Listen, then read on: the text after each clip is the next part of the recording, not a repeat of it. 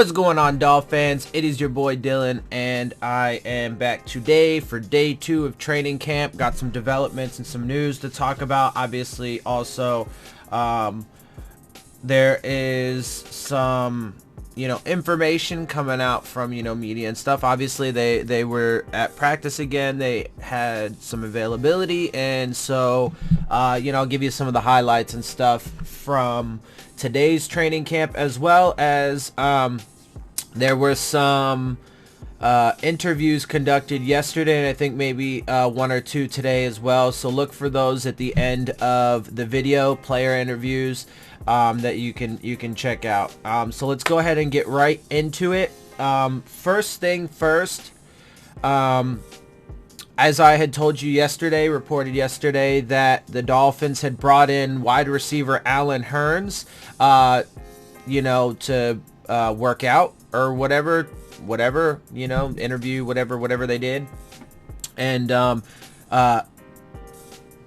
apparently, as of early this morning, they have signed him to a 1-year, $3 million deal.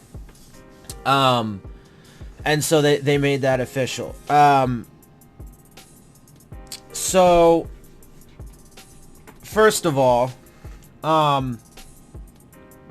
as far as the Allen Hurns thing goes, well, let me read this tweet from Omar Kelly. Here's why the Allen Hurns signing makes sense for the Dolphins. 1, receiver isn't a deep unit, and we know they are a tad injury prone. Okay, I'm actually going to pause there for a quick second. Injury prone? Really, the only one that's injury prone is Devontae Parker, who they felt the need to give an extension despite that fact, and despite the fact that he hasn't proven to put up the production on the field. He hasn't really proven to give a shit about the game or any of that stuff, or about doing things the right way. If I'm being honest, I mean, there's, they've had tons of trouble getting him to, work out properly and eat properly and sleep properly and all that other shit. So, I mean, that's a fact, right? But I'm sorry, receiver isn't a deep unit. Let's think about that, because we do have Devontae Parker, Kenny Stills, Albert Wilson, Jakeem Grant, Bryce Butler.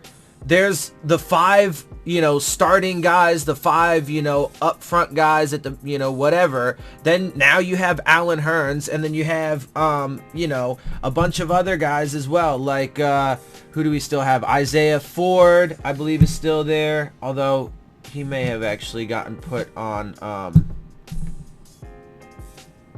no, I can't remember. I think something happened to Isaiah Ford. I think he actually might have been put on,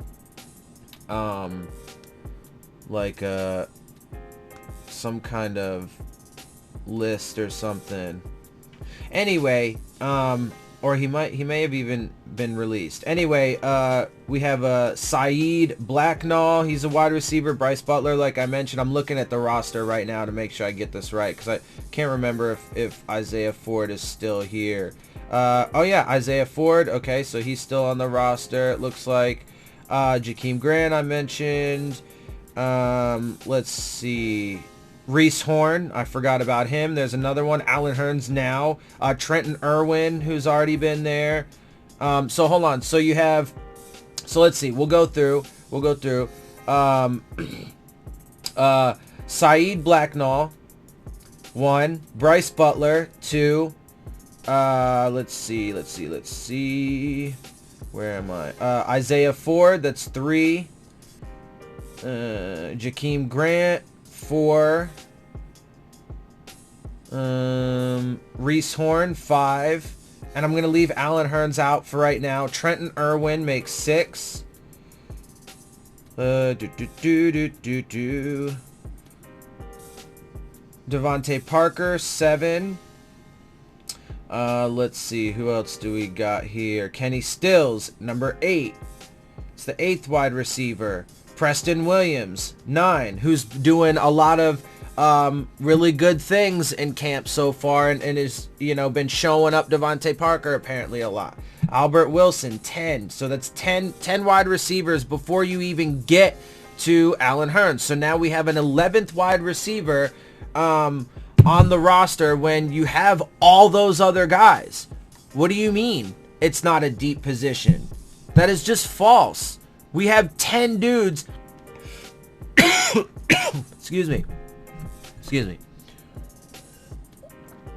We have 10 dudes on the roster, including a first-round pick who, despite the fact he hasn't proven anything, you guys apparently want to keep around, and you have all this confidence in him, and you think he can turn it around, whatever.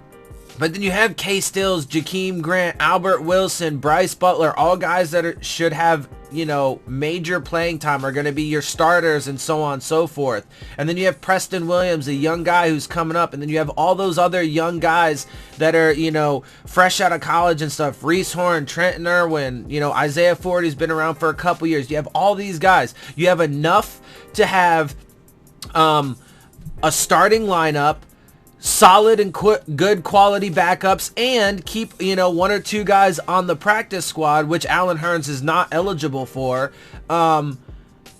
already. So why do you need another wide receiver? Tad injury prone? The only one that's actually really injury prone for the most part. I mean, I actually don't know. I obviously I don't know like the injury history of like some of those young guys and stuff, but I'm taking a flyer since they're young and they don't have the, the wear and tear as some of these, NFL veterans who have been in the league for several years, guys just coming out of college. I'm going to say they have probably overall, less of an injury history. But, I mean, Jakeem Grant, Albert Wilson, they don't have an injury history really. They're not prone. They just had an injury. And like, it's not right. It's just not correct. Everything about that first part of his tweet is just not really even accurate. Receiver is actually a pretty deep position. We have tons of guys and quality guys, not just bodies. We have quality guys. And the injury prone thing is not even, is like,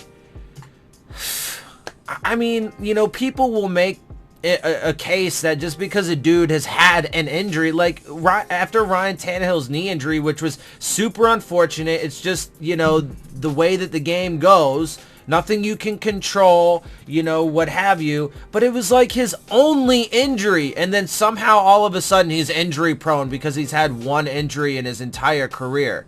Like, that's stupid and doesn't make any fucking sense. But people will argue that. So the injury prone, like Omar Kelly is. So the injury prone thing is not accurate either. So that's not, none of that shit's true. And then 2, Hurns' addition serves as the first sign of proof Greer and Flores are actually trying to win games and not tank in 2019. Okay, that is categorically false as well.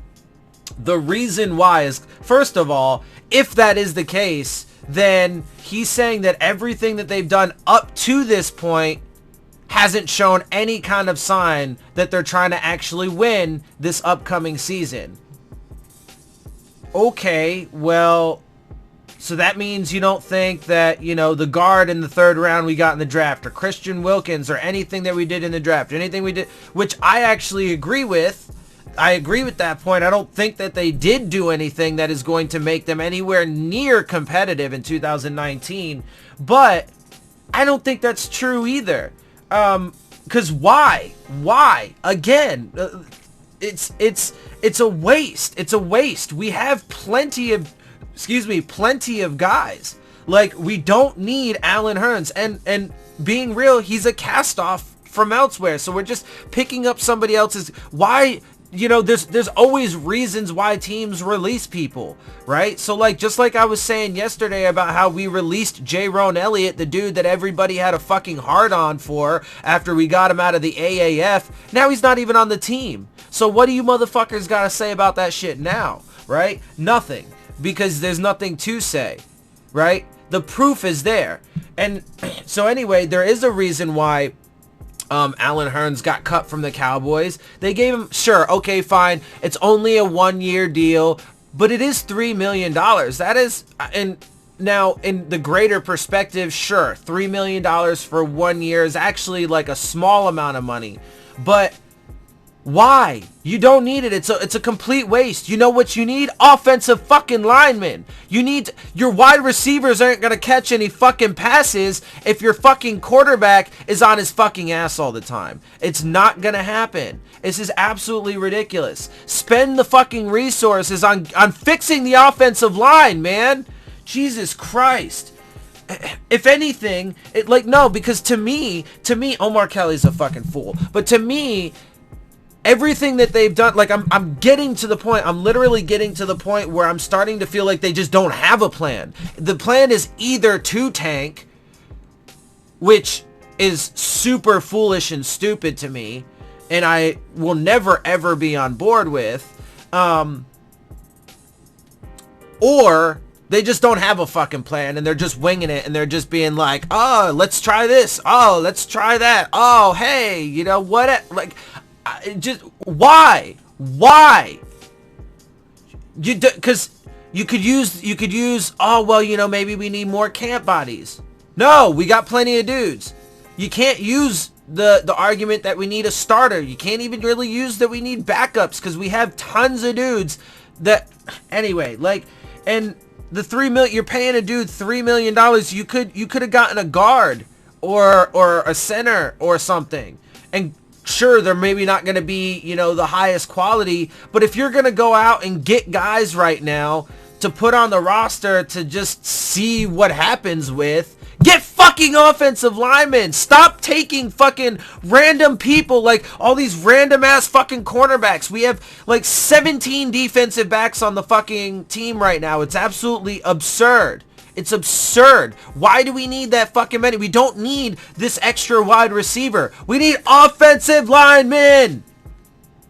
But they're stubbornly persistent in refusing to address that. And that is a major reason, among other reasons, why this season is going to be a failure and why all of this shit is going to backfire and not work. Because they decided to extremely downgrade at quarterback. You had a solid veteran who has multiple franchise records, who was drafted by the team, who was thrown into the fire and had all kinds of adversity, was the most sacked quarterback in the league the first 4 years of his career, constantly had coordinators and coaches switched around him, but despite all the adversity, still put up good numbers in his rookie season, constantly improved every fucking year, and even did things behind the shitty fucking offensive lines that he's had. Then you decided to get fucking stupid ass Ryan Fitzpatrick, who's been in the league twice as long, hasn't accomplished nearly as much as fucking Ryan Tannehill has, and his abbreviated in comparison time in the NFL. It's fucking mind-blowing. And then you decide to completely, in my opinion, the longer this goes on with the draft, not do it fucking appropriately at all, completely disregard your fucking offensive line, and people will be like, oh, well, they got Michael Dieter in the 3rd round. Yeah, they got him in the 3rd fucking round, and what has he done? He hasn't done shit. I know it's his first year and we're just in training camp, but so far, all fucking reports are that he's not going to make an impact. We need an impact now from offensive linemen. And not only that, but we could have had one of the top ones in the draft, point blank, bottom line, period. There was a run on defensive linemen early on in the 1st round of the draft. And when we saw that, that should have been the deciding factor. Don't take a defense, or did I say there was a run on defensive linemen in the 1st round? And when we saw that, we should have been like, oh my God, the best offensive lineman is on the board right now. Let's come back to get a defensive lineman in round 2, take the best O lineman. But nope, they're like, we're going to get this D lineman. And this is nothing, there's no indictment on Christian Wilkins and nothing against him. It's just, oh, God damn it. And because everybody wants to fucking... Anyway, you know, it's funny. I didn't actually think I was going to get this upset about all this, but it's mind-boggling, and it's stupid, and it's foolish, and it's naive, and nothing about this is going to work out correctly. And because then you give away more draft capital, go get fucking Josh Rosen when you could have fucking got Will Grier in the 3rd round instead of fucking Michael Dieter. God damn it, dude. Like, I don't understand how people can't see how obviously not right this is. Now, again, I mean, look, I can't tell the future, and yes, we still have to go through the rest of training camp and the season, but god damn it, man, it's not that fucking difficult to piece all this shit together and realize that, you know, I mean, anyway. So, there's that. And yeah, moving on though, because I want to get off that soapbox. I mean, you guys have heard, you know, all the things I've said about the draft, about the offseason, and most of the moves that they've made about Ryan Fitzpatrick, Ryan Tannehill, Josh Rosen, Will Grier, how I would have done draft, all that, blah, blah, blah, blah, blah, blah, blah, blah. So I want to move on now. I mean, even though, you know, but it's hard to move on though, because they keep making these fucking decisions that are just mind-boggling. You gotta fix your offensive line. You can have 50 wide receivers on the roster. You know, none of them are gonna catch any fucking passes if your quarterback is getting fucking smashed all day. Like, and with the moves that they're making, it's almost like they don't even acknowledge that the offensive line needs work. Like, it's fucking anyway. So there is some good news. The Dolphins have announced that they have taken TJ McDonald, safety TJ McDonald, off the PUP list. So that's a little strange to me, because if you're gonna take him off that soon after putting him on, why put him on to begin with? Does he not really have an injury? Was it really not severe? Like, why? Why would you put him on the PUP list? Why would you put out the perception that, you know, one of your top safeties is injured and so on and so forth? Yeah, I mean, obviously the PUP, you can activate him whenever, but why? What's the point?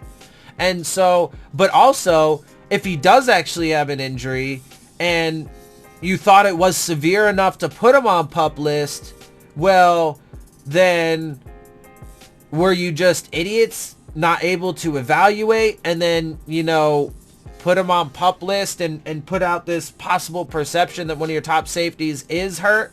For what? Like, for what? And on top of that, what if the injury is actually severe enough? He should be on the PUP list, but they're like, oh, we're going to take him off now. And he is practicing. I don't know. Like, it's just strange. It's just strange to me. Like, what was the point of all of that? Anyway, but it is good news overall, because he is back on the field and he is practicing, and that is good. Albert Wilson is not expected to practice as part of a plan. Alan Hearn's expected to practice immediately. A few members of FIU's coaching staff were at practice today, so that's kind of interesting. Let's see here. What else did I have? Josh Rosen just put one in the bucket in the back of the end zone to Nick O'Leary during goal line 7-on-7, so that's good. Better start to his day 2 of training camp. Let's see. Josh Rosen gets the first snaps with starters today. Minka on the field with starting defense. Raekwon is not. Now on to team drills. Ryan Fitzpatrick gets the first snaps and his first throw. A dime to a leaping Devontae Parker. Look, man, there's going to be, I'm telling you, as training camp goes on, there's going to be a ton of hype and stuff around Fitzpatrick, not Minka, but Ryan, and Devontae Parker. And I'm telling you, man, you guys need to take that shit with a grain of salt and a shot of penicillin at the same time to solve multiple issues that you could potentially have in the future by investing all of your you know, hopes and dreams and emotions and so on and so forth into these guys, when I can, without being able to, like, you know, rub a crystal ball and tell the future, it's not going to work. It's not going to work. Devontae Parker beats Eric Rowe on deep pass, jumped high point, comes down with it. I mean, that's what he should be doing all day, every day. in the past several years, he's done plenty of it in training camp in the off season and made us all wowed, you know, at his ability, but he hasn't done it in games hardly, barely. I can think of like one thing, one catch off the top of my head. It was in a Ravens game where he did it. It was beautiful, but you got to be consistent and do it regularly. He's at the... no, matter of fact, his rookie contract is up. They gave him an extension. He's past his rookie contract now. So he is, you know, in my opinion, ready to be evaluated. And he is injury prone. He doesn't show to have the heart and the love for the game up to this point that is required. And he hasn't put up the production. So why? It's mind-boggling. Anyway, Kalen Ballage took first snap on 11-11 again. Ryan Fitzpatrick just threw a 45-yard touchdown pass to Bryce Butler, dealing again. Nick Needham was his victim. Devontae Parker just caught a 35-yard pass over Eric Rowe deep down the sideline. Of course, Ryan Fitzpatrick threw it. Dude, Omar Kelly keeps talking about Ryan Fitzpatrick like he's the second coming of fucking... you know, whoever great Kurt Warner, Dan Marino, whoever the fuck you want to talk about. Like, it's absolutely fucking absurd. They talk about him like he's a fresh young quarterback out of college that hasn't really done anything yet, but has a ton of potential and upside. No, he's a fucking old dude who's been in the fucking league for like 15 years that hasn't proven to do shit. Why are you talking about him like he's some fucking gem? Like he's some fucking, you know, savior that's going to come and turn around this fucking team? No, he's not. He's going to suck, and he's going to suck tremendously. Why? Because he's not that great, and because there's no fucking offensive line in front of him. It's fucking absurd. It's fucking absurd. Okay. Let's continue on. Bombs away to start camp for Fitzy. Yeah, back-to-back 35, 40-yard touchdowns to kick off team drills. Raekwon McMillan continues working with second-team defense. Josh Rosen with a 15-yard completion to K. Stills. Kalen Ballage was starting running back again. Yeah, Dolphins are one of the best organizations in sports in terms of philanthropy and doing right thing off the field. Exemplary, but it's not right for the team... for them to do team drills on far field when fans sitting here in broiling conditions can't see them nearly as well and could on empty near field. Okay, so I actually read that tweet just because I wanted to talk about something else, but that was the end part there is interesting. Yeah, why not play on the field near the fans? You have the fans and stuff there, so you're gonna play practice super far away so they can't see shit in the fucking broiling heat? That doesn't make any fucking sense.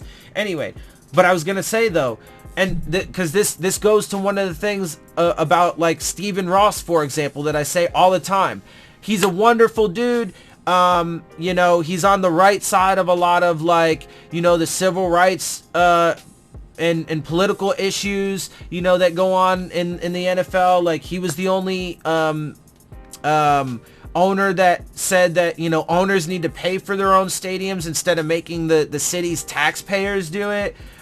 You know, he does tons and tons of work for the community and charities. Like he's, you know, he did build the stadium himself, so he's great on all those things. He's just terrible at football decisions. He doesn't know what the fuck he's doing. He doesn't know who to bring in, for how long to keep him. He doesn't know how involved to be or whether not to be involved. When he is involved, he doesn't make the right choices. Look, he's just not good at it, and he's proven that. Anyway, so that's why I wanted to read that. But Carradine and Orchard open as first team edge guys. Charles Harris and Woodard did yesterday. Ballage again opens as starting running back ahead of Drake. Rosen again working with backups on 11-11s. So at least in early stages, Fitzpatrick and Rosen are not alternating with starters. Fitzpatrick opened with starters in 11-11s both days. Let's see. Let's see. Yeah, so and this was one thing that I said, or this is a tweet from Armando Salguero, but it ties into something I said a minute ago. Interesting that TJ McDonald working today with starters, first day back from PUP. Minka working more with starters than yesterday so far. Rashad Jones working with second team right now. So obviously I'm referring to the TJ McDonald part. It's just a strange and fascinating thing and definitely something to keep a look on. Kalen Balaj is really out here working with the starters, like for real, for real. Okay. Yeah. I mean, again, you know, there's a lot of things that could say. We have to wait and see how the rest of training camp and the season goes, and how it plays out to determine, you know, I mean, like, what, do they not have faith in Kenyon Drake or what? I don't know. There's, like I said, there's a lot of, maybe they just want to give the young guys, I don't know. There's a lot of speculation that can be had, but we'll have to wait and see on that. Jerome Baker got to Ryan Fitzpatrick on the blitz. Eric Rowe with a nice touchdown breakup of a Ryan Fitzpatrick throw. Kenyon Drake is on the field for third down with the starters. Let's see, Kalen Balaj and Kenyon Drake on the field at the same time. Little twist. Second team defensive players today, including Raekwon McMillan and Rashad Jones. McMillan and Chase Allen are second team nickel, it seems. Jake Ruddock throws a touchdown pass to Kenny Stills during 11-on-11. Found him in the corner of the end zone. Christian Wilkins getting run with ones today. Bobby McCain is legitimately the starting free safety. There's no rotation going on. I'm telling you, again, that's... Look, like I said, I think that the defense should be the stronger suit of our team. But even like some of the stuff they're doing there, to me, is mind-boggling and doesn't make sense. If they plan to play him at free safety and Minka either at corner or slot, I mean, I'm telling you ahead of time, there's going to be people exposed, probably most notably Bobby McCain and possibly the other number 2 corner, depending on who that is. But they're like creating vulnerabilities in their secondary for no reason. But to be fair, again, of course, maybe they're just doing this for training camp and so on and so forth. Which, if that's the case, if that's the case, fine.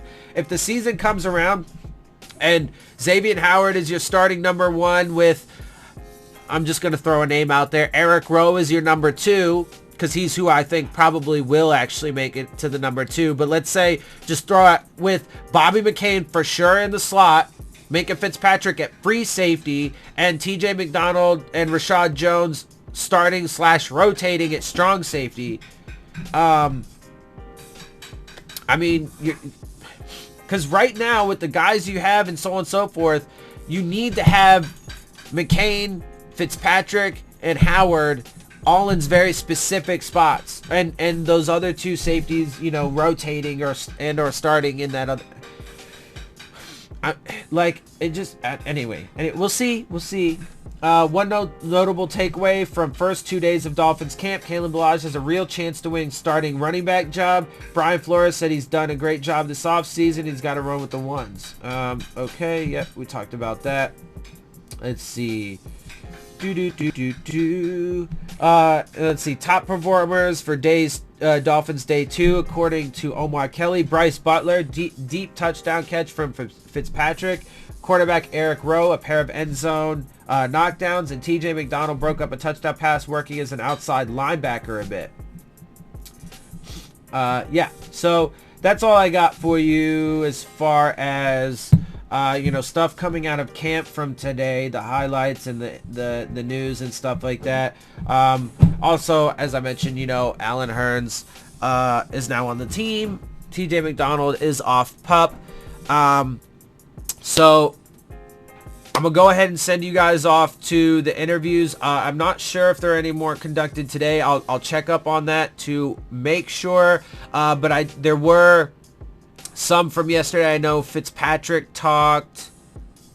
There was a couple guys. Anyway, I'll get those videos for you. I'll have those at the end of this video so you can have all of the player interviews and what have you that were conducted up to this point that are available, so you can see for yourself on what they had to say. So with that, I'm going to go ahead and get up out of here. I hope you guys enjoy my videos. If you do, make sure you hit the subscribe button. Make sure you hit the like button. Make sure you hit the bell if you want to get the alerts. Leave your questions, comments, and concerns down in the comment section. And as always, make sure you follow me on Twitter at Dillon Tartaro. And with that, I'm out. I'll see y'all soon. Phins up.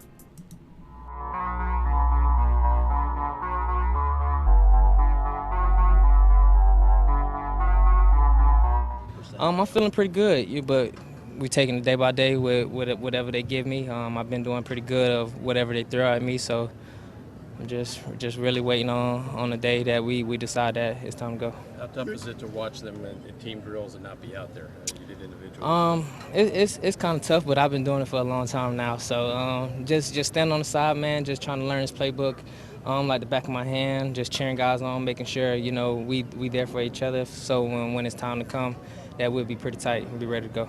With that in mind, how big was it for you to not start training camp on PUP? Say that again? I said, even though you're not doing everything, how big was it for you to not start training camp on PUP? Oh man, pretty good. It's just any day now we taking it one day at a time. So whenever it's time, we're gonna be back out there. Last year, Albert, obviously Coach Case came up with creative ways to use you. You took full advantage of it. Have you and Chad O'Shea talked about other ways that you can be used, if not like last year, other ways just to maximize your skills? Right now, man, I'm just trying to get back out there and show them what I got. So, they're a new coaching staff, so I'm just trying to wait till the day I get on the field and show them how talented I am, so they can get upstairs and do what they got to do. You mentioned the new coaching staff. What's Brian Flores like? He's a great leader, man. He came in and gave us the blueprint on how to be a winning team and, take care of the little things and do what we need to do, before we get out there on week one. So, we definitely bought in. We definitely behind him 100%. We believe in him, what he got going on, and I'm excited to see what the season holds. I'd imagine this is what you live for: games, practice, being back out here on the field. So after all that work, rehab, what's it mean to be back out? Oh man, it's a blessing. It was a kind of roller coaster. I didn't have any setbacks, but it's been a long time since I've been able to do the things I love to do. So for me to be back out here, it's truly a blessing.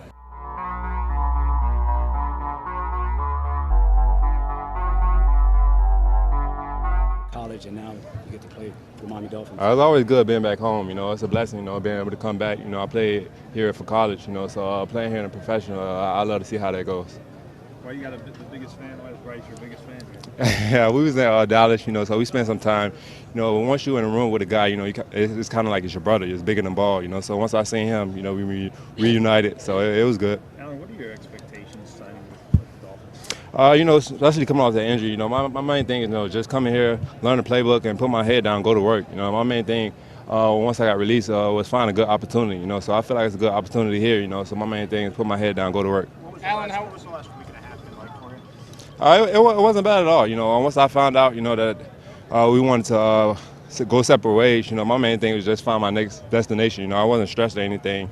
As far as how I am mentally, I'm good. So I don't let too many things bring me down. So I was just excited for the next move. Did you grow up a Dolphin fan, or never thinking, hey, maybe someday I might play this team? No, actually not.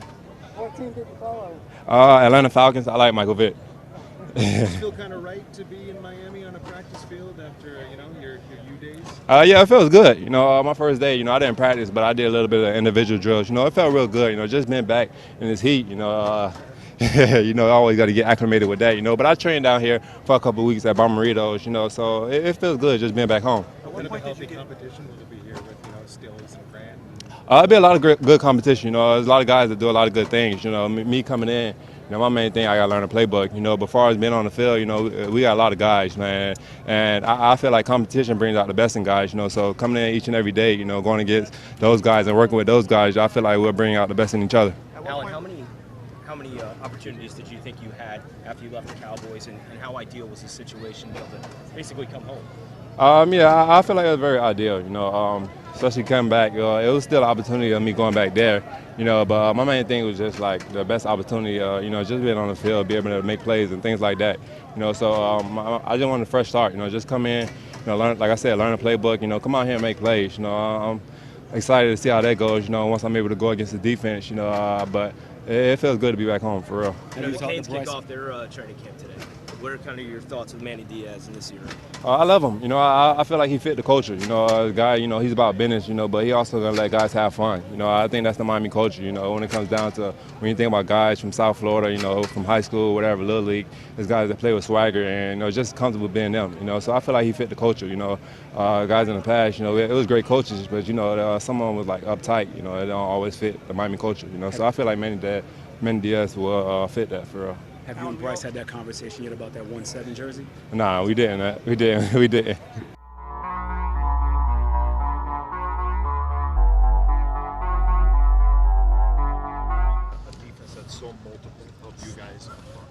Oh, well, I mean, we just got a lot of different guys who can play a lot of different positions and just contribute in a lot of ways. And I feel like that just poses a challenge for other offenses. I like what we do. The coaches do a great job of putting guys in the right positions to make plays and to help the defense best as possible. And I feel like they're going to continue to do that all year. So just looking forward to everything. How different has it been when you turn around, there's a safety right behind you? You know what I mean? How different is it for you? I mean, well, not super different because I feel like we did a lot of that stuff too a little bit, back in college. But I mean, it's just great to know the type of guys I got around me everywhere. Just so many guys who can make so many different, do so many different things and make a lot of plays. So it's fun. It's fun to know that. You're carrying the helmets now, so you're the little man on the totem. I am. I'm just a funky old rookie, and these guys, they love me and they respect me, but they make sure they make me, realize that every day, And I'm happy to do it. Because, those guys are my teammates, and I just got to respect the chain of command right now. While I'm just a funky rookie, got to carry the helmets, got to bring the snacks. In the spring I spent about $100-something on snacks. Never did that before, and I got to get the snacks today too. So, just doing those little rookie duty things, and I'm happy to do it for my guys. What kind of snacks are you getting? I mean, we wrote a list of things. They made a list. Some of it serious, some of it foolish, but I think I'm gonna go a little different. I'll get them some healthy snacks. I don't want my guys getting fat. Got to look out for my guys too. So I got to get all the healthy snacks. What's the most foolish thing? They're just guys being funny. Like when they wrote down the list, they wrote things that aren't even, I don't know, like make sure you get the pack of essential waters or something. I don't know, just things that they're obviously joking or whatever. They'll be like seedless watermelon or something, something funny that they're just messing around with or something. That must have been tough to pull those $100 out of your pocket. Did you go couponing or first? Yeah, y'all know I'm cheap. I'm thrifty as it is, so that kind of hurt my soul a little bit to buy $100-something worth of snacks. No coupon, but Costco. I love Costco. That's always a good route to go. A little cheaper and buy it in bulk. So next time the guys need snacks, you got plenty of them. So that's a good way to go. Shout out to Costco. Forgive me if you were asked. We're just pleased with how you did it in May, June, and obviously 2 days so far. No, I'm not because I'm always I hold myself to a high standard and I'm never satisfied. That's just the approach I take to this game. No matter how good I get, no matter how well I do, I'll never be satisfied. And also just because I just know, just being out here, I got a long way to go before I'm where I want to be. And just going against these guys, until I completely dominate everything, I'm never going to be satisfied. And even then, I probably won't be satisfied. There's always room to improve, always, areas and, ways for you to get better. And that's my mindset, and that's, the mindset, our team should have as well. What's your ideal playing weight? What's that? What's your ideal playing weight? As long as I look good, so I always look good. So, but no, I feel most comfy between 310 and 315. This is where I still feel strong, but athletic, slim, thick. Where I look good too. Slim. Oh yeah, I thank you. I know. I had a good summer out here. Working. I told you, my beach body gonna be year round around here. It's always beach season. So I appreciate that though. Thank you. You're what weight now, Christian? I'm about. I came in 311. That was my report weight. So. Trying to stay afloat around there. Is it fun or challenging for you also to get an opportunity to play potentially some end when you're in a 3-4, even though obviously you're well, really, it's just going to be fun just to be out there and compete every day. And whatever the coaches need me to do, I'm going to be happy to do it for this team because that's the thing. That's what's most important is this team. So, if there's an opportunity for me to play end, linebacker, safety, quarterback, running back, if it's what's best for the team, all the above, tight end, don't matter. If that's what the coaches feel is the best opportunity for me and this team to win and be successful, I'm going to be happy to do that always.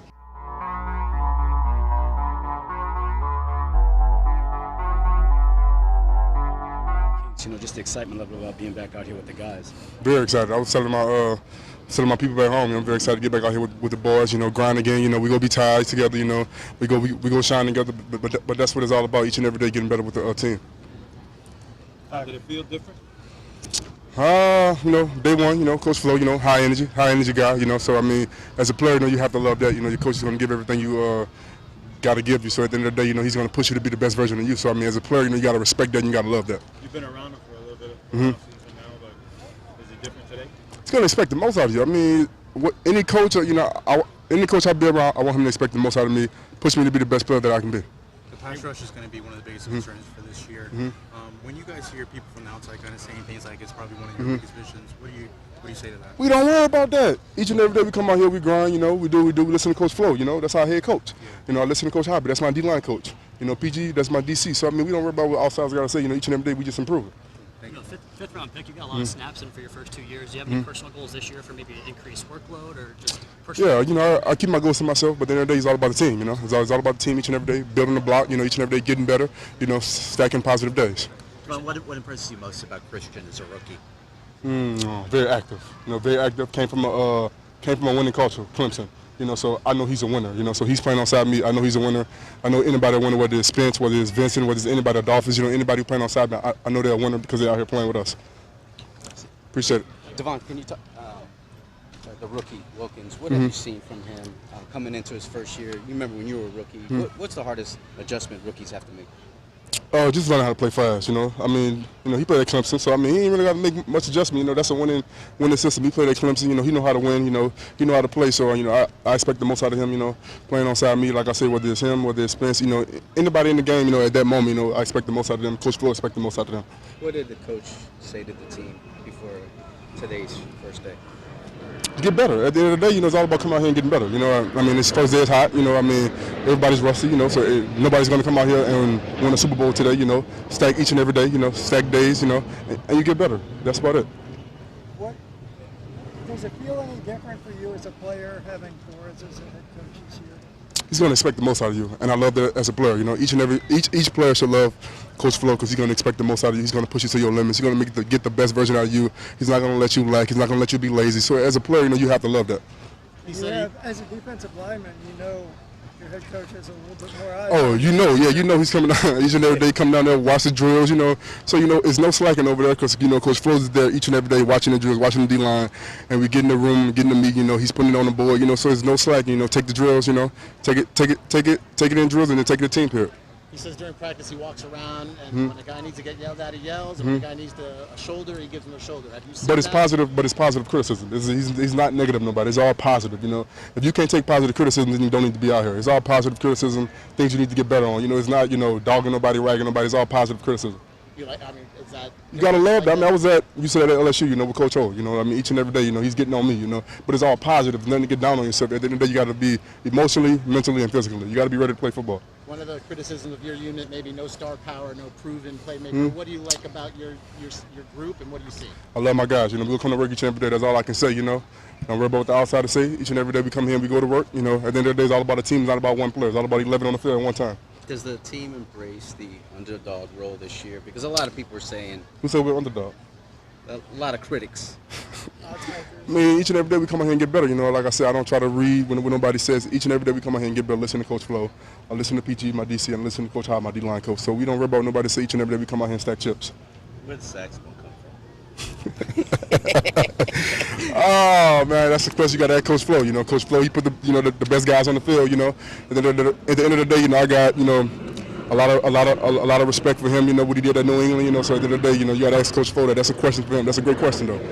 So can schemes produce sacks? I mean, you saw New England did it. I mean, they did it at a high level. In the Super Bowl, they did it in the playoffs at a high level. They play some pretty good teams, and to me, look like they shut them out to me.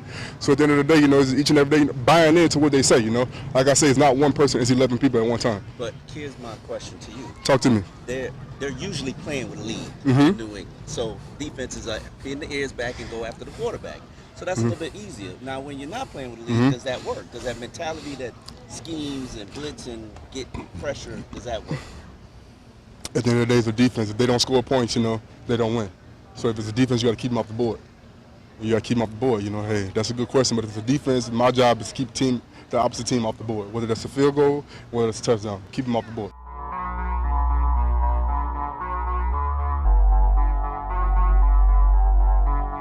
Went good. I think, we came out pretty strong, got some stuff to clean up, but overall it was pretty good. What are you thinking that needs to be cleaned up? Just some communication stuff, get on the same page, just normal stuff, day two stuff. Do you guys have the ability of working on that communication off of the field as well? Yeah. I mean, this is a really good group. You know, we all get in the meeting room and we all clean it up really quick. Not an issue, so we're good. What's the difference with Pat Fiery, the way he coaches the offensive line for you guys? You know, they're all kind of cut from the same cloth, but it's just a lot more, I would say, a lot more demanding in terms of getting stuff done quicker, cleaning stuff up more in a more timely fashion. But, you know, there's nothing much too different about it. It's just he's a good coach. What are your early impressions of Dieter? He's good. He's got really strong hands. Looks like he's going to be a good, solid player. We'll see what he does in preseason. I know there's a lot of flexibility up front, playing multiple positions, but do you feel good where you're at on the right side now? You got pretty much one position that you can concentrate on? Yeah, I mean, especially working just one side, it's been a pretty big thing for me in terms of like hand placement and set angles. But sticking on one side has definitely helped me a lot.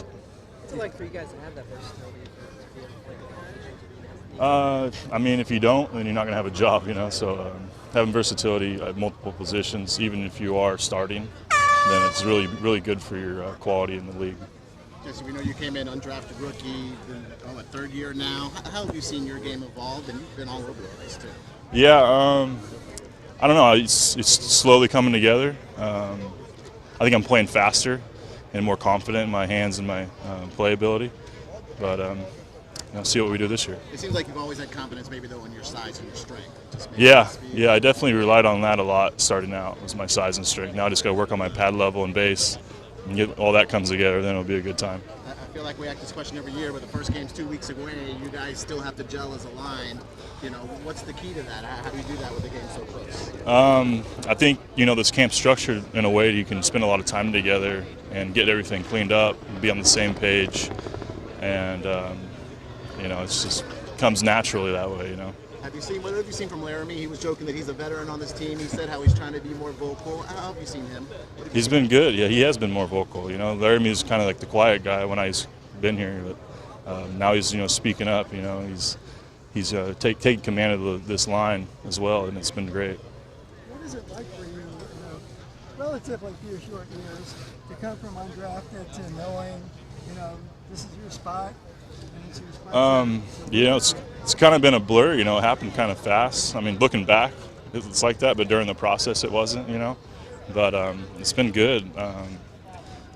Dreams come true. I didn't imagine being in this position at all. I was like, I'm just going to play practice squad, for 2 years and see how it goes. But injuries happen, and you got to step up. They have confidence in you. You got confidence in them, and it's a two-way street. It's going to be a good time.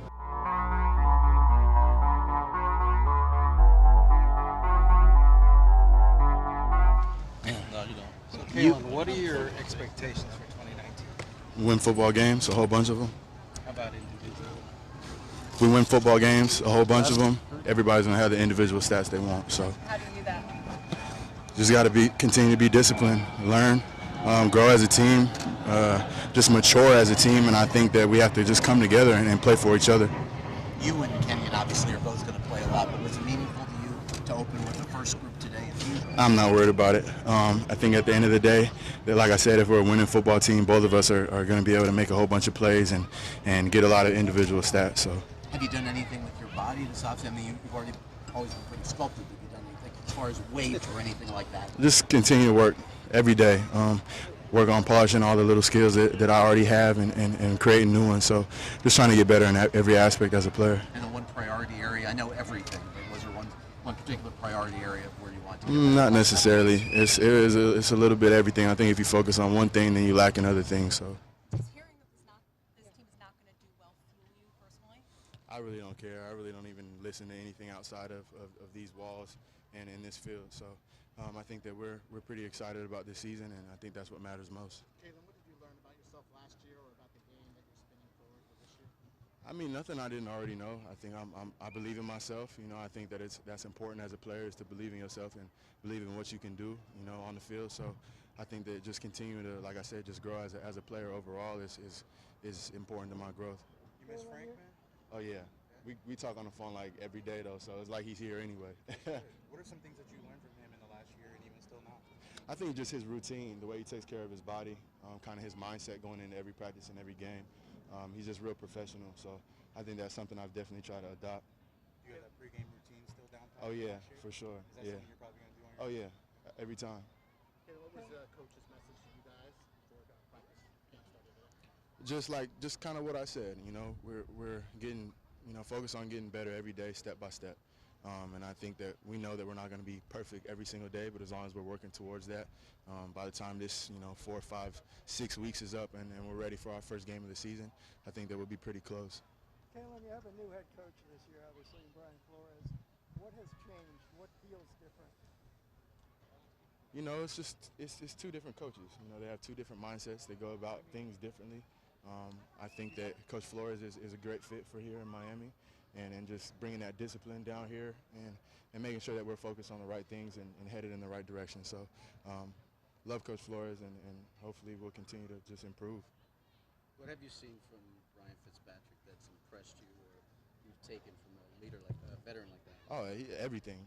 Him and Frank are basically the same person who play different positions.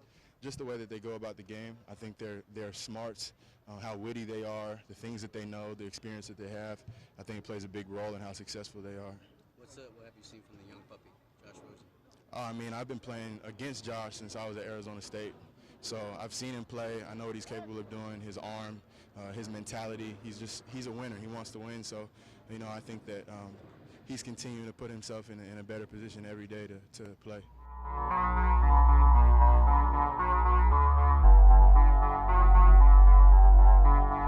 Same page as an NFL player. I can't speak for everybody else. I just, know who I am and what I can control, and it's all about controlling the controllables. There's only one ball. I try to go out there, put myself in the best position to help this team win games. That's all I can do. What do you have to do to I guess, solidify that number one job? That's not something I'm really necessarily focused on. I'm focused on getting better every day. Today's the second day of camp. Tomorrow we put the pads on, get the banged a little bit. That's football. So I'm happy to be here, happy to go out there and improve every day and, let the chips fall where they may. Oh, let's get it this way then. Why do you think this will be your best year yet?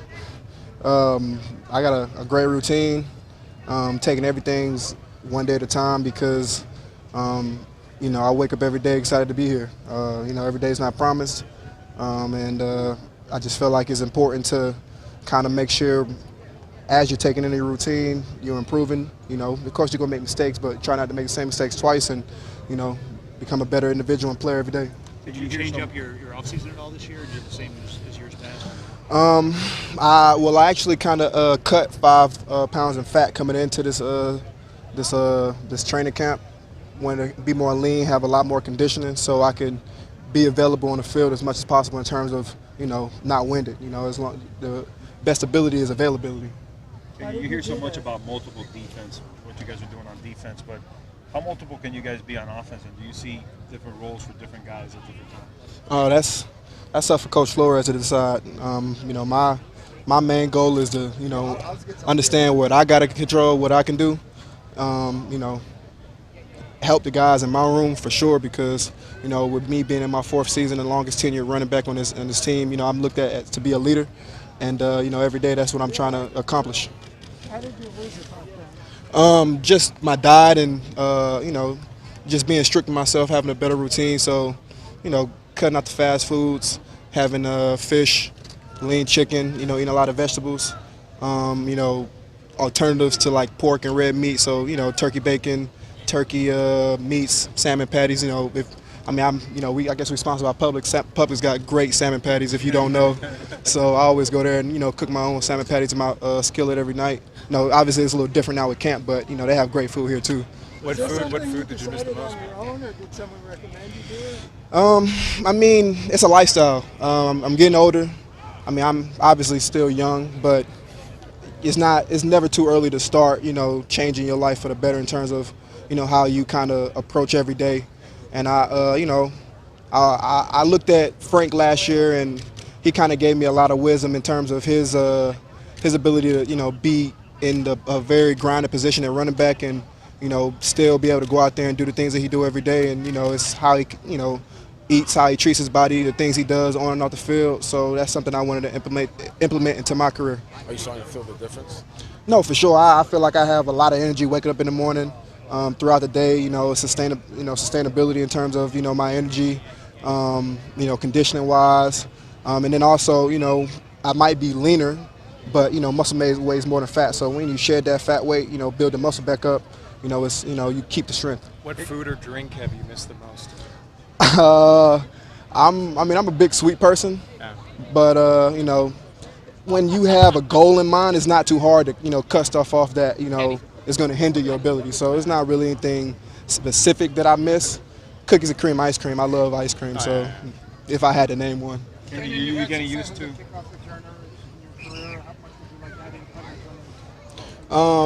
Just anytime I can get the ball in my hands, I feel like I can be dynamic for this team. So my versatility is something that I cherish. So there's nothing. Punt returning is not natural to me because I haven't done it in the game. I always try to do it in practice. But the more you do it, the more comfortable you get. And if called a punt, I'll go out there and try to do my job. You getting used to running behind the fullback?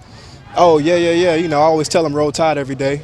But I love having him on the team because he's hard-nosed. He's a great player, and I look forward to seeing what he can continue to bring to this team. You got to be careful not to say it too much because he might let one go. Oh no, he keeps trying to tell me he want me to say War Eagle. That would never happen ever, But it's all fun and games out here. We on the same team now, so it's no hard feelings. Kenny, it's no secret that year 4 is an incredibly important year in the career of an NFL player. Mm. How are you approaching this year, knowing that a big part of your future could be determined? I'd obviously be lying if I said it wasn't on my mind. But the thing that I'm focusing on is, like I said, I'm not looking too far ahead. How I control the future is how I control the present. So every day I'm here, I'm in my playbook. I'm trying to lead by example by coming here, doing the things I need to do from a routine standpoint, eating right, taking things that we learned in the film room out here to the practice field, correcting mistakes, things of that sort. It's still early out here. It is what it is. So I'm excited for the opportunity to come out here and help this team win a lot more games. Being a dynamic player, as you mentioned, a lot of you guys play Madden. That game's about to come out. Were you felt slighted by the 79 that you got scored, you being a dynamic player? I couldn't care less. But it seems like a lot. Why do guys care about that so much? Where guys are, protesting the game and whatnot and telling fans to. Hey man, look, whatever makes you happy, go out there and shout it from the mountaintops. But I'm not really too concerned about a video game. I'm more concerned about me going out here helping this team win games.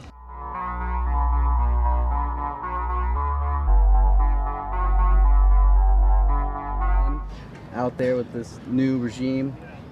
Day one in the books. It was good, not perfect. We'll get in the film room and look at our mistakes and get them corrected and come out here for day 2. How excited or encouraged are you just to get out here with this squad and see what you guys can do? Very excited, man. It's just the start of a new season, starting football back. Everybody's excited to get here and get working and see where it goes from there. When you listen to head coach Brian Flores, I mean, he even, I get encouraged by what he has Facts. to say, the fire in his eyes. Can you Serious tell me guy. what kind of energy he brings to you guys? Serious guy. He's all about business, and that's the type of coach you need. Somebody who's ready to work and ready to see his players work and just a respectable guy. And that's what we like to see. Offensive line, the importance of training camp for a bunch like you guys just to be able to get some kind of cohesion up there. Facts. We need cohesion. I like that word, actually. It's 5 of us, and we all got to work together, to make a whole, protect the quarterback, and just to be out here with those guys is extremely fun, and I know we're going to get it and keep working. Wait a minute, I know it goes fast, but you're now technically a veteran on this team, one of the most senior I feel guys. like I'm a veteran. Year 4, I feel like I'm a vet. Don't tell me that. No, I'm still learning. There's a lot of vets out here like Daniel Kilgore, for one of them, this year 9, and I look up to him a lot. Ryan, when you think about Ryan, hey, how What's are up, you? Joe? When you think about Ryan Fitzpatrick, what are some things Fitz magic. What are some things that come to mind as strengths? He's a leader for sure, and everybody looks up to him when he steps in the huddle. One thing he said, "Give me your eyes," and everybody looks and listen. And he just have that leadership, and everybody respect that. What have you seen from the young puppy, Josh Rosen? A beast too. They both beasts, man, and I'm glad to see both out here competing and working, and I love both of those guys. How do you view the challenges of having a new offensive system, new quarterbacks? I mean, it's very challenging, but that's part of the process. That's just part of being in the NFL. You always got something new. You gotta take that role and learn it. No ifs, ands, or buts. Laramie, when nationally you guys are not getting a lot of love, but there's the place is full of fans. I love being an underdog. I love it. Let's keep going. Why? I don't need. We don't need no attention. Let's get it out the mud. Let's keep working on the low and get it. Do you feel like this team has the talent to win in the NFL and get to the playoffs? We're gonna keep working. Work every day. Take it day by day.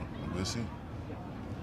Building the unit perhaps around yourself, what are the extra roles that you find yourself, especially this year as things figure themselves out? Are there different roles that you've taken on? Year 4 is more of a leadership standpoint. You know what I'm saying? And that's one thing I got to learn and take that role. And like I said, it's day by day. And I just got to learn it, and I get it. What'd you do in the offseason? I was training condition-wise. Yeah, ran every day. Y'all see this man. Y'all know he run us. We got to run all the way to that wall and back. Don't put that on. You know what I'm saying? Yeah. But so, running. How much running we talking about? Every single day, man. I probably did a conditioning test every day.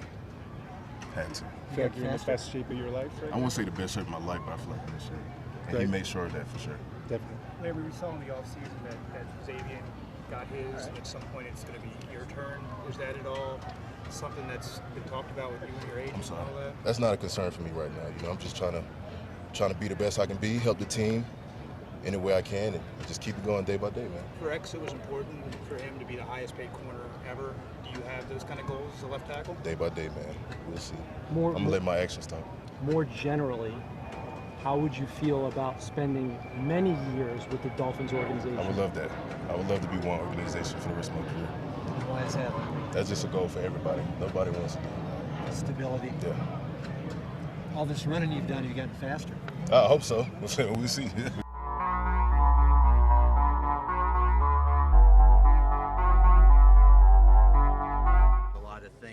Last year, what the numbers show is you were exceptional in the slot. Do you like that? Like, you're obviously still doing that a lot. Yeah, I like it. Like you said, I mean, I did a lot in college. I did a lot last year. I'm comfortable there. I have a lot of experience there. I think that's what gives me a good edge, and you know, just going out there and competing. You know, I just love doing that. You're gonna get some of the best guys in the slot, some of the fastest, quickest guys in the slot, and you get to do multiple things. You get to play the run, you get to cover, you get to rush. So I love it out there. Do you have any sense how much you're going to play on the boundary this year at corner? No, sir. Not unsure at this point. Yeah, I mean, nobody knows they're playing right now. It's the second day of training camp. And is being on the field all the time important to you? Because obviously this team is deep in defensive back, safeties, and corner to an extent. Mm-hmm. You know, it is. I think anybody that plays the game is going to want to be out there all the time, especially when you put as much time as I do in. And I think it's important to be out there. You know, it's important to have the best players out there, and that's what camp is for, to decide who the best players are. Baker, what's the most important skill you need to have to play the slot? To play the slot? Yeah, I don't think there's one thing. It's a lot. You got to be able to cover well. You got to know the scheme of the defense. You can't just know the slot. You got to know what's going on inside of you, outside of you, behind you. It's a lot of different things. You can't just have one thing in the slot. Is there more thinking involved in the slot than outside the team? Yeah, in ways. Because like I said, at corner, all you really know is in certain coverages, you need to know who was behind you. Certain coverages, you know what's inside of you. But at the slot, you got to know what the linebacker is doing, the DN, his run fit, the corner outside, the safety behind you. So it's a little bit more thinking, I would say. So yeah, I'll agree to that. Are you doing anything at safety so far? Yeah, I'm all over the place. You know, I'm doing different looks at safety, whether it be up on the line, at linebacker, back in the half, covering the half, covering receivers in the slot. So a lot of different things. Maybe I'm sorry. You saw Jakeem Grant last year when he was healthy and playing well. What made him tough to defend? What do you think? Well, I would think quickness. Yeah, that's it, man. Nah, it's more speed or it's everything. He's quick. He's fast. Like quick in and out of breaks. He's low. That's one that really helps him because he's already low and he plays low. So when you're trying to get hands on him, he's ducking under you. He's doing different things. He's in and out of breaks really fast. And if he wants to run a straight line, he got the speed to beat you straight line. So I'll say it's a combination of his quickness and his long speed. And how are his hands? I mean, is he, would you say, improving really good? He has really good hands. I mean, we have him back there at punt return for a reason. He can catch the ball in tough situations. And, I haven't seen too many drop balls out of him since I've been here. So in his great hands. Mika, in what one area do you want to make improvement? In what one area? Yeah, more than any other. I would say just, I like to play fast, but some of the coaches have been telling me is like playing fast isn't always the best thing. Especially when they're moving around a lot. It's more of being able to process everything, relax, and be able to play off your instincts. When you're playing fast, you speed things up, you think too much, and you start tripping over your own feet. But when you slow things down, you break things down, know the defense, are comfortable, you could honestly play faster than if you're trying to fly all over the place. So I think just knowing the scheme, getting comfortable with the scheme, and being able to just play calm and react. Mika, how confusing can this defense be for opponents, and how confusing can it be for you guys moving around so much? Yeah, it could be really confusing. We throw a lot of different looks. Can't really say too much, but we throw a lot of different looks at offenses, and the quarterbacks, they're asking us questions after practice, like, what was this, what was that, what was this, what was that, and we break it down to them and tell them, and they're like, oh man, that's crazy. But at the same time, like you said, it's tough on us because we are moving around a lot, playing different roles, switching up roles every day. So just it's tough mentally, but it's worth it in the long run. For you, does being so versatile sometimes have its downfalls in some ways, where you're not able to get? There's so many things that you're looking at. You may want to hone in on one thing and get really, really good at it. I think just playing defensive back, you have to know everything that's going on around you. You know what I'm saying? So I think if you want to be a great safety and just a great safety, you got to know what everybody's doing around you. If you want to be a great corner, you got to know what everybody's doing around you. So even if you want to hone in on one position, you have to know what everybody else is doing around you. So if you're trying to be great at being a football player, a playmaker, know what everybody's doing, and you'll be able to play fast, play comfortable, and that's it, really. So Mika, early in this conversation, you kind of expressed an interest or a preference to play nickel instead of boundary. But what could you provide at the boundary position if you did play more there? Well, I never said that. I preferred it. I was just saying this is what I played a lot. I had a lot of experience in there. I'm a cover guy. I was one of the top slot cover guys in the league last year. I had a lot of experience outside in the boundary last year when some people went down, and I think I could provide a lot out there. Yeah, you got that big too, big 6, right? I was a slot. Oh, you I was at at nickel. slot? Yeah. It was on the outside. Nobody was on the side of you. All right. So there's no preference. Do you have a preference? Is it something you? I like being on the field, making plays, doing my job. That's it. Thanks, Mika. Are there specific players you watch in the league to kind of pick up things for your game? Is it players? Players. It's tough. The coaches show us a lot of film of different teams because they came from all over the place, and we watch a lot of different teams rather than players because we run a real versatile scheme. So I think I watch a lot more of just teams, not really specific players. Because exactly. How you doing? I'm good. How you? Awesome, man. What's one thing that you know for sure you are better prepared for at this moment than 1 year ago on the calendar? No more. I got one whole year under my belt, which is it's not a lot, but it is a lot. Honestly, you jump from your I already stepping out here. I knew I was a better player already. You know what I'm saying? Just from my first day out here last year to my first day out here yesterday, I knew I was a better player. Just my IQ and just knowing the game. You know what I'm saying? And they got great coaches, Coach Flo, Coach Graham, T.O., all those guys just coaching me up. So I think just my knowledge of the game is better.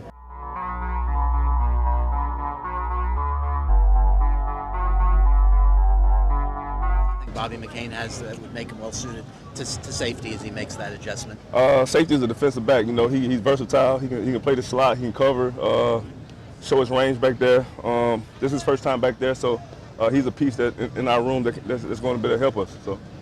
Rashad, how much does your off-the-field preparation, study, and homework change now, knowing that you have to know so many positions? Say it again. How much does your off-the-field, getting in the playbook, knowing every position, is that, since you have to learn that now, is that different from past years? It's spots. It's definitely more challenging. You know, learning different roles, playing linebacker and safety, linebacker, cornerback, wherever coach may need you.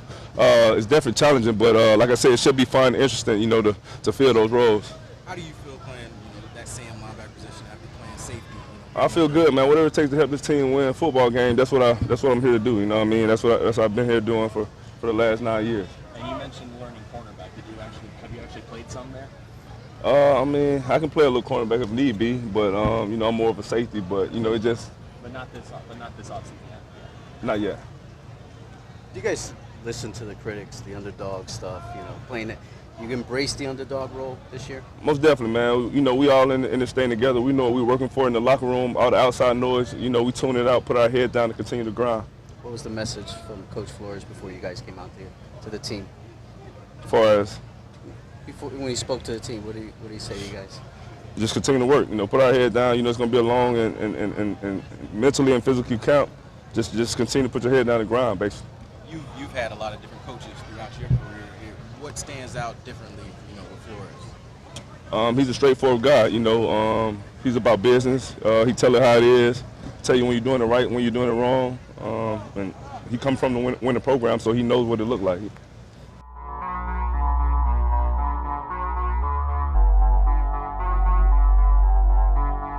For yourself when you got signed by the Dolphins? Just to stay in the NFL.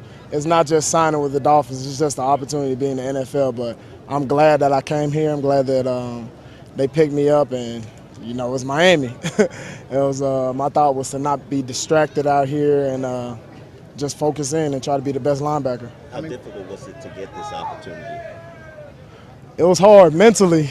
I'm not even gonna lie. It was hard, playing in a so-called lower league. It's kind of like, dang, I missed a tackle out there. Like, I'm never gonna make it to the NFL. It's really hard on you mentally, but I just stuck with it, stayed to the grind, and I love my boys out there in the CFL. I still watch the games, and I did what my coaches said out there. I focused on what I had to do, and then God blessed me with this opportunity. I see you most of the time in the nickel package. Do you feel like your coverage is the strongest thing you do?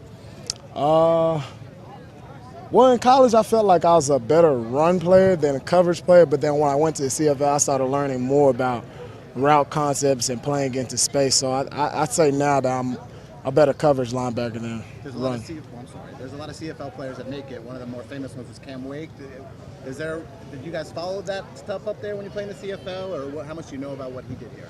Well, when Cameron Wake was in the CFL, I might have been in college or high school maybe. But yeah, I heard about him when I went to the CFL, and he just left last year. Right before I came over here. So, that's cool seeing other guys make it. But I knew I had to do what I had to do to get out. How many NFL teams you work out for since the CFL season ended? I think about 13. And you had other offers, right? Yeah, I had other offers, but now it really don't matter. Yeah. I feel like I chose the best place to come to in Miami. And you chose Miami, why? Just a new opportunity, they're a team. I felt like they're in the rebuilding process, and it's just new opportunity. Everybody's starting from ground zero, and just to build a bond with the guys out here. I know, as you mentioned, obviously, with who's with the first group, it doesn't matter a whole lot. You're just getting guys snaps. But was it at all meaningful to you to be out there with the first team defense both days to begin team drills? Yeah, definitely. That meant a lot. It made me think faster, made me play fearless, but also I can't mess up, because I got a lot of veterans around me like Bobby McCain, Rashad Jones, the D-line, they be eating. So, communication was huge, and I knew I had to step that up running with the first team. So do you have a lot of cold weather clothes for sale? You got to buy a whole new wardrobe with the heat? Oh, no. I actually do. Like, when I first came out here for OTAs, I had some sweatpants and, like, little fleece jackets and stuff like that. And then I got out here, I'm like, whoa, nothing but tank tops and short shorts. Versatility is a big deal with the Dolphins defense. What's been the toughest thing to adapt to so far?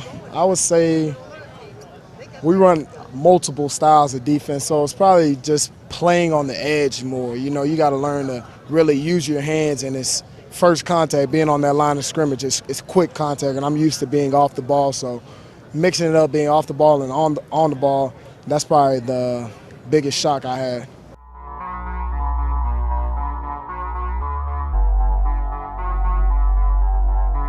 It's fun. Going well. Josh, a lot has been made going into this quarterback battle. And yesterday on NFL Network, Jordan Palmer, who says he's worked with you, it's a little bit different of a quarterback battle you've been in the past, where you may not be the smartest guy in the room, is what he said. Kind of your thoughts on that comment? I don't know. I don't have many thoughts to the comment. I'm just regardless of whatever battle or situation you're in at any position, you're just trying to get better. It doesn't really change your course of action day to day. So I'm just trying to watch as much film as I can, listen to the meetings, and get better every day. How do you feel today, Wendy?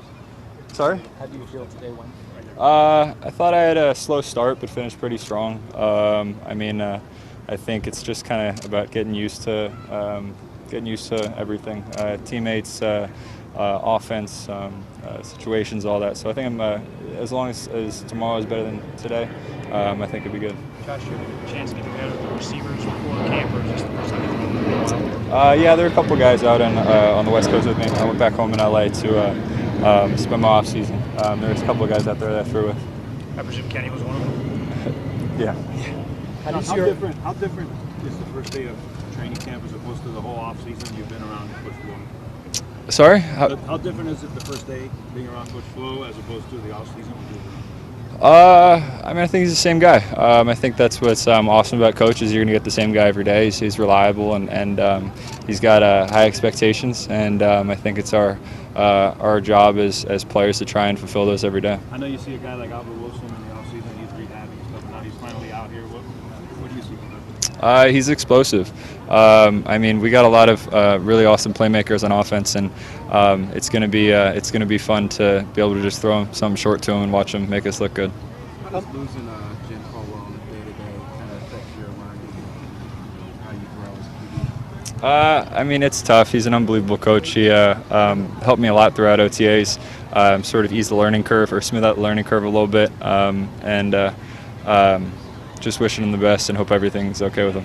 How much easier do you anticipate, not easy, I know it's easy, but what type of a different feel will it be, do you think, this season? As you said, there are so many experienced weapons here that have put up numbers that you can work with. In what sense? How is just the process of being with a new team, learning a new system, the fact that what you've got to work with, how much every situation is different. It's got its own its own unique twists and turns. I'm excited to play with a really talented group. I think this team's pretty close, and we'll be battling into the dog days of camp. But at the end, I think we'll be very excited to have each other's back and go out and play games. You mentioned back in mini camp that the competition is ongoing all the time, but you kind of expected to ramp up a little bit. Can you feel that when you're out here today, the competition kind of stepping up a bit compared to what you were doing before? Maybe a little bit, but whether I was in one, not in one, or anything, starting, backing up, or third string, it wouldn't really change my approach day to day. As I know you guys are all writers, and it's in the forefront of your brains, but it's kind of more in the back of mine. I got a play call. I'm trying to execute that one play, regardless of the situation on the team or in my position, anything. So is that a misconception that that you said everybody's writers reporting stuff? Do you think too much is made out of that this early? I don't know. For you guys, maybe not. For me, maybe so. It's regardless of what you guys say, read or write, or I'm gonna go about my approach that's gotten me this far. Did you have a chance to see? I'm sorry. Did you have a chance to see some of the Rosen jerseys out there? Because there seem to be a slew of them. What are your thoughts on that? Yeah, ever since I got here, there's been an unbelievable amount of support from all the Dolphin fans. I can only hope, and I'm gonna try as hard as I can to try and bring them as many wins as I can. It's been great so far. I've had an awesome welcome to South Florida, and it's been really fun so far, and I appreciate it. How would you describe the sort of approach that Coach Flores and Coach O'Shea and Coach Schlapinski? What's the approach that these guys want you to take in this training camp? I don't mean to sound like a broken record. It's not like a rehearsed thing, but it's just literally getting better day by day and just trying to improve. And it's not about taking a massive step forward, or this is just about continuing to grow and continuing to make positive progress. I think any kind of setback, I would say, is worse than any progress you could gain. I'm just trying to stay consistent. I'm just trying to get better and master this offense and get more and more comfortable behind center. What did you do during the break? Did you go back? I hope you weren't asked this before when you were turned the other way, but did you go back west? Did you stay here? Yeah, I was back in Los Angeles, staying with my mom. I'm seeing her for a little bit. Went up here from here. Went to the East Coast for a little bit to see some family. Went to the UFC fights with Chandler, an old teammate, Chandler Jones, see his brother fight. It was a good offseason, got a lot of good work in, but I'm glad to be here and attack day 2 tomorrow, finish out day 1 today. How's your fluency, I guess, with the offense compared to the last time we talked to you? Substantially better, but definitely not there yet. So got a lot of work to do. Josh, what are your expectations for the season? I got none. Tomorrow I'm just trying to be better than I was today. You said something earlier today, whether you're a starter or a backup. Could you see yourself, playing in a backup role here? I don't know. Whatever they ask me to do, I'm going to do to the best of my ability. And right now they're going to ask me to be better tomorrow than I was today, and that's my job the next couple hours throughout these meetings. And what if they ask you to be the starter? That's what they ask me to do, and I'll do it to the best of my ability. Are those things that you want? Do you want to be a starter? Do you want to be a backup? Is there anything that you want that you feel like you could have? And whatever the coach asks me to do, I'm going to do to the best of my ability. Team player. Appreciate it, man.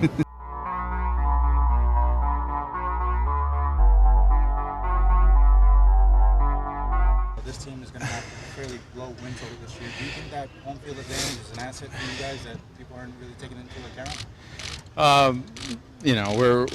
It's hard to listen to any of that. It's going into year 15, put your head down, do as best you can, work as hard as you can, try to make everybody around me better, and just go out and play. And I think that's the focus right now.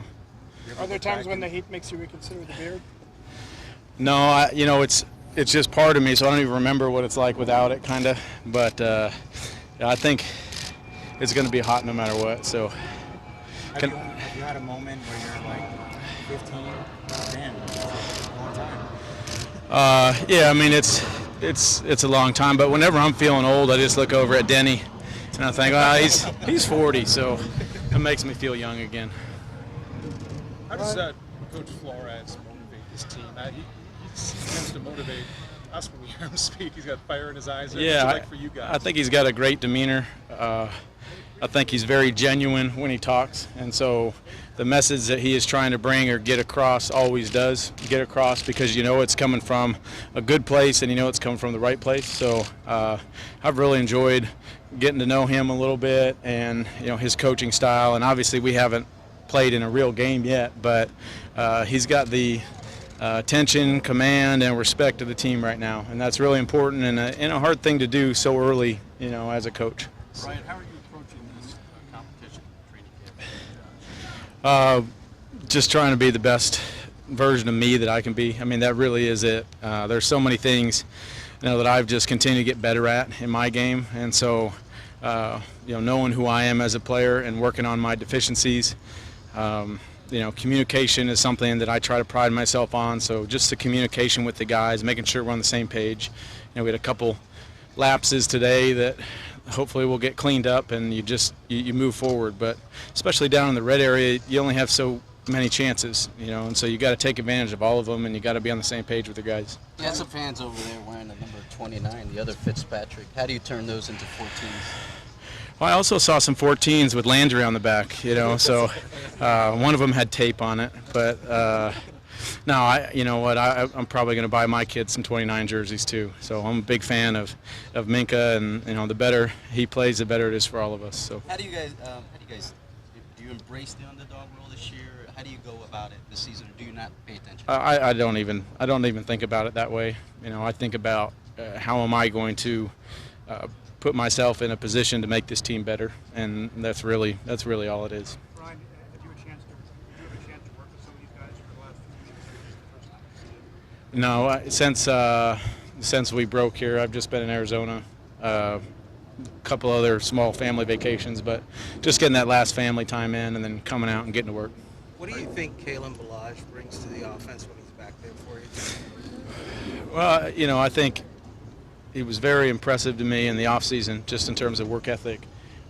He's a smart guy. He wants a big role. He's very versatile in what he can do, and so I think versatile backs are very good in this system. So he's got a nice chip on his shoulder, just in terms of being able to show everybody what he can do. And I've had a good time working with him so far.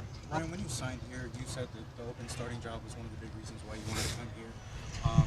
Obviously, that's probably still the case, but could you see yourself playing in a backup role? Again, I am totally focusing on how do I put the best version of myself on the field, and I like playing football. Are you embracing a mentor role with Josh a little bit too? Well, it's a we spend so much time together. Me and Josh and Jake and Jerry in that room as well. There's a lot of stuff that we'll discuss in that room, and some of it is me and my experience, and maybe as a quarterback you develop scars, bad plays, things that you want to try to avoid, and a lot of what I do is just offer information, and if people want to take the information and go with it, they can. But there's been a lot of situations I've been in, good ones and bad ones, that I try to share with them and pass on. But again, one of my things with that is work as hard as I can, focus on me, and hopefully that rubs off on everybody. What's the potential ability of the receiving corps this year? With the Stills, the veteran, Parkin can go get it, and then you got the two speedy guys in Wilson and Grant. Yeah, I mean we have a lot of skill, and the thing is, you just on paper it's there. We got to put the work in.